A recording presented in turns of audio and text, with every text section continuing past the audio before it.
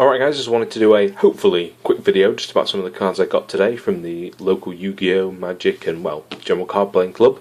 So yeah, let's get started. First card is Archfiend Eris. I actually got given this for free by a friend of mine, Josh. Some people recommended it to me because I'm currently running a Infinity deck, as you might be able to tell from my map. Basically, when it's sent to the graveyard because of a card effect or being destroyed by battle, I can have one Archfiend card from my deck to my hand, except Eris herself. Cool thing about it is, obviously, that it can get Archfiend, which is one of the main cards of an Infinity deck.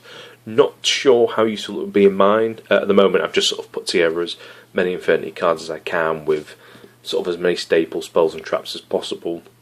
I just try and just create something basic, just because I've not really had a deck to play with other than my Venom deck, and unfortunately that just wasn't doing very well at the local club because it's very, very outdated. But yeah, so maybe once I get some Armageddon Knights and Dark Greffers, this will be able to fit in the deck a bit more. I think I know the more modern Infinity decks don't really use stuff like Guardian, Beetles, Avengers and the like, and it's more about Necromancer and Archfiend itself. So yeah, definitely going to try and get a couple more of these if I want to make a more sort of tournament-y Infinity deck. Got Confront the Sea, another card I was given today. People like showering me with cards. Must have that influence on people. But yeah, definitely very much appreciated for this. Like Insects, I think its art's quite nice. Its effect isn't that great. It's when your opponent special summons a monster from the extra deck, you can special summon this card from your hand, and if you do, this card is unaffected by monster effects that target this card. So if your opponent has to happen to have some Man-Eater bugs face down, Confront the Sea, he's all good. Doesn't have to worry about it. But yeah, it's alright. The thing I like about it most is the fact that it has 1100 attack, which means it could be summoned with Howling Insect. So I suppose it could be good for level 5 Ixie summoning, synchro plays, or with Insect Imitation if you really, really want to get, say, Insect Princess out. Yeah, it's alright. Most people are after Flying Sea, which is the infinitely more popular one.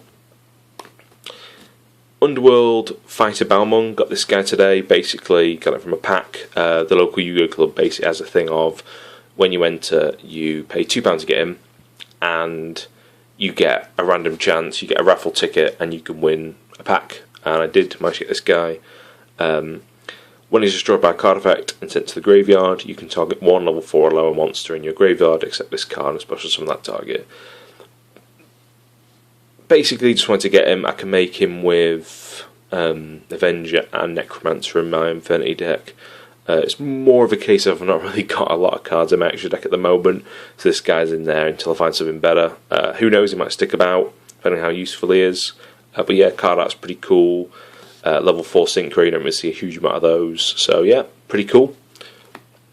Gachi Gentetsu, got one of these today. Someone recommended it to me, just saying, you know, this guy's pretty good if you need a bit of last minute defense, and he's 2 level 2 monsters, which basically means if I happen to have 2 Infinity Beetle just sitting on the field not really doing much without any monsters to sync with, this guy can be made with 2 of them, and basically if he'd be destroyed, remove a material instead, and your monsters get 200 attack and defense for every material on the card. So a bit of utility.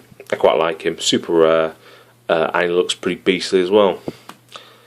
Number 96, Dark Mist. Again, a card I was given today. I was doing a trade with someone, and I said, listen, I'm not really too fussed. So he said, alright, here you go, just have it. So if you're watching this, mate, definitely much appreciated. It has got me thinking about doing one of the quite popular things that people are doing these days with Yu-Gi-Oh cards is the whole number hunting. Basically, there's the cards in the anime, if you're not too familiar with it, the number cards, and several characters in the show collect them for various means, and one character's collecting it to restore the memories of his translucent, invisible alien mate, and then another guy's doing it to help his brother, he's ill. Someone's told him that this will make his brother feel better. So yeah, I don't know exactly why I want to collect these guys, but quite like it. Dark Mist, probably my prediction for being a sort of Bakura-esque character. He's a bit of a card, but he's also a villain. Has popped up a couple of times in an antagonist role. I reckon he's going to pop up a bit more in the future. So yeah, definitely one to watch out for. Heart Earth, not too familiar what this guy does actually. I got this guy in a trade today. He's level 5, you make him with 3 level 5 monsters. I got him in a trade just to add to the whole number hunting thing, I guess. I know there's a dragon card that's connected to him, which I'm going to try and get hold of. And finally, card very familiar to a lot of more sort of tournament players is number 66, Master Key Beetle. Again, keeping on trying to find these number cards, but mostly it's an insect. You make it with 2 level 4 dark monsters. If I was running an insect deck, I'd probably make it with Beatron, or if you're running the Insectors, you can make it in that, I believe. For the most part, I just want it because it's a bug. It's quite powerful. Again, thanks to my mate Josh for keeping this with me. Got out of a pack, kept hold of it despite people harassing him for it. Basically, you remove a material, select a card on the field, and that card's protected from being destroyed by card effects.